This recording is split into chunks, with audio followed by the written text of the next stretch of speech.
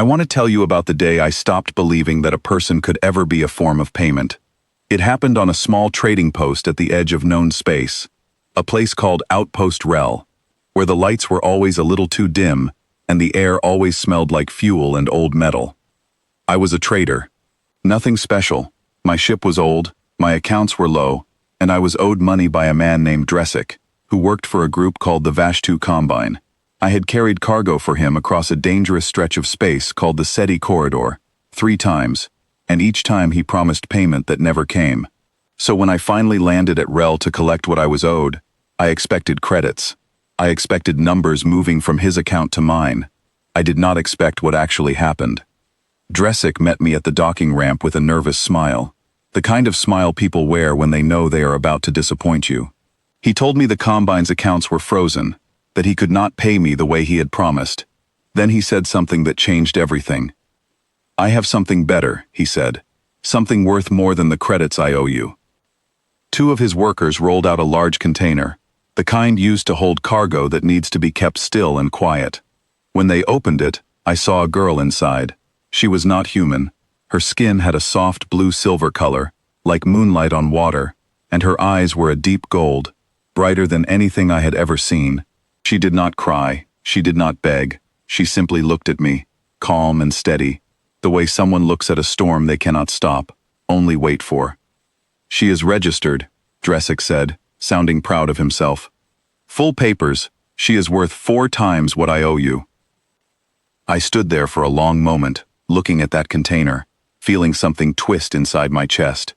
My hands started to shake, but not because I was afraid. "Open it all the way," I said. "Let her out." Dresic grinned, thinking he had made a good deal. He had no idea what was about to happen. The moment the container opened fully, I reached in and helped her out myself. I found the restraints on her wrists and cut them free with my own knife. Then I turned to Dresic and I told him plainly that the debt was paid in full and that he needed to leave and never come back with an offer like that again. "She is property," he said, confused.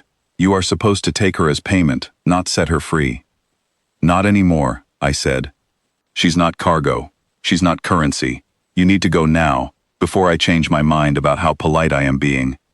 Something about the way I said it made him nervous enough to back away, pulling his workers with him. He left quickly, and I did not see him again that day. The girl had not moved this whole time. She watched me with an expression I could not quite understand, somewhere between confusion and disbelief. "You gave up 4 times the amount he owed you," she said. Her voice was clear, though her accent was unusual. "For nothing." "I did not give up anything," I told her. "I got exactly what I wanted. Now come inside my ship before that man decides to come back with more people." She followed me without another word, and that was the beginning of everything that came after. Once we were far from Outpost Rel, flying through open space with nothing but stars around us, I had time to actually look at her and think about what had just happened. She moved through my ship carefully, studying every door, every storage area, every part of the vessel, almost like she was trying to memorize it. It reminded me of the way a soldier studies a new place, checking for danger and looking for a way out if things go wrong. "You move like someone with training," I said to her one evening, as she sat near the window watching the stars pass by. "I move like what I was raised to become," she answered, looking at me directly, without any fear in her eyes. "My name is Asheneth Vel Corin. I was the 3rd daughter of the Corin family, and before certain events happened, I was next in line to lead my people." I sat back, surprised. "You're saying you were some kind of princess?" "I was," she said quietly, "until my uncle took power through unfair means and placed a reward on the head of anyone who shared my family's blood. After that, I became nothing more than a name on a slave registry, sold quietly to keep the truth hidden. Your trader friend believed he was buying property. In truth, he was hiding a secret that could shake an entire government." I thought about Dresic's smug little smile, about how he called her registered stock like she was nothing more than a number in his accounts. I thought about how close I had come to hesitating, to treating that moment like a simple trade instead of understanding what it truly meant.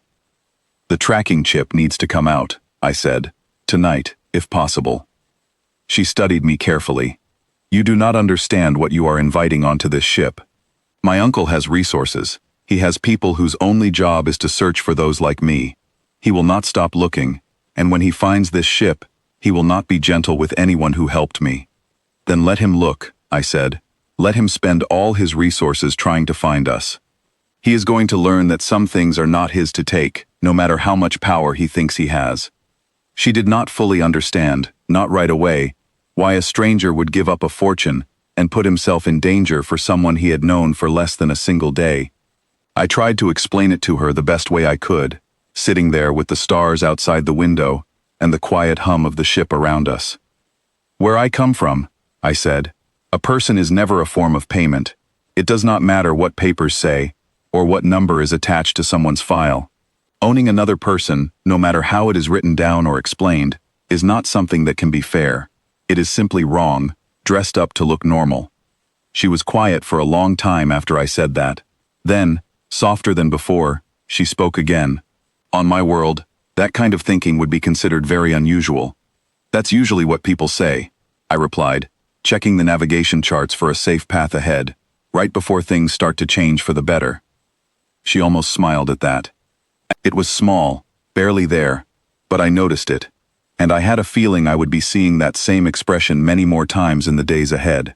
We removed the tracking chip carefully, using tools from my small medical kit, taking every precaution to make sure she was safe and comfortable through the process. Once it was done, she looked lighter somehow, like a weight she had carried for a long time had finally been lifted from her shoulders. They will still search for me, she reminded me, holding the small chip in her hand and looking at it like it belonged to someone else's life. Let them search, I said. We'll be long gone before they figure out where to look. Over the next several days, as we traveled farther from Outpost Rel, I learned more about her world and her people. She told me about beautiful cities built along tall cliffs, about music that used light instead of sound, about a culture that valued family and duty above almost everything else. She also told me about the coup that had taken everything from her, about the night she was taken from her home and quietly sold into a system designed to erase her identity completely. I told her about my own life too, about growing up in a small farming community, about becoming a trader because I wanted to see more of the galaxy than most people ever get to see. We were very different, from very different worlds, but somehow the conversations never felt strange or forced. They felt natural, like two people slowly understanding each other, one small story at a time. She asked me many questions about human customs, about why we valued freedom so strongly, about why the idea of owning another person felt so deeply wrong to us. I did my best to answer, though some questions were harder to explain than others. It is not that we are perfect, I told her one night. Humans have made plenty of mistakes throughout our history, but we learned, slowly and carefully, that no person should ever belong to another. That lesson cost us a great deal to learn, and it is not one we are willing to forget. She nodded slowly, taking in every word. Perhaps that is why you did what you did back on that outpost. You could not simply see me as property, even for a moment. I couldn't, I admitted. The second I saw you in that container, I knew there was no version of that moment where I would walk away and call it a fair trade. As the days passed, I noticed she began to relax more around me. She laughed occasionally, a soft, surprised sound, like she wasn't quite used to feeling happy. She helped me with small tasks around the ship, learning quickly, adapting to everything with a sharp and curious mind. It became clear to me that she was not just someone who had been hurt by circumstances beyond her control. She was intelligent, capable, and strong in ways that went far beyond her royal upbringing.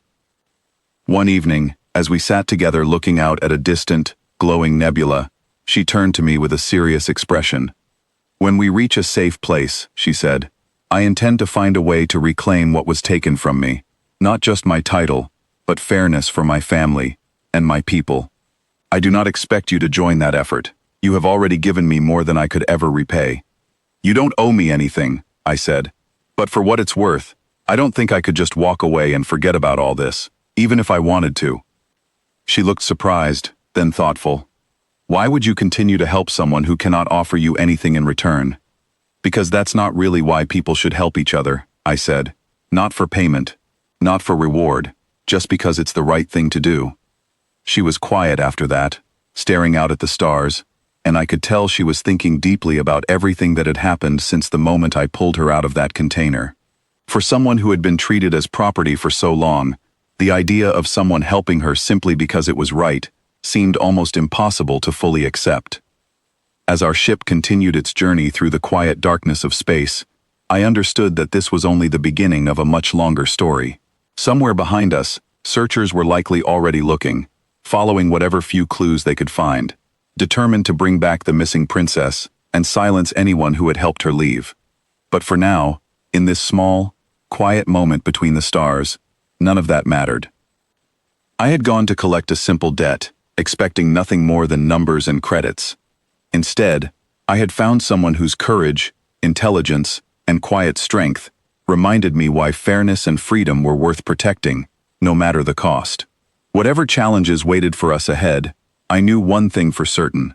I would not trade this moment, or this choice, for any amount of credits in the galaxy. And somewhere out there, her uncle's searchers were about to learn exactly what it meant to look for someone protected by a person who believed, without question, that no one should ever be treated as payment.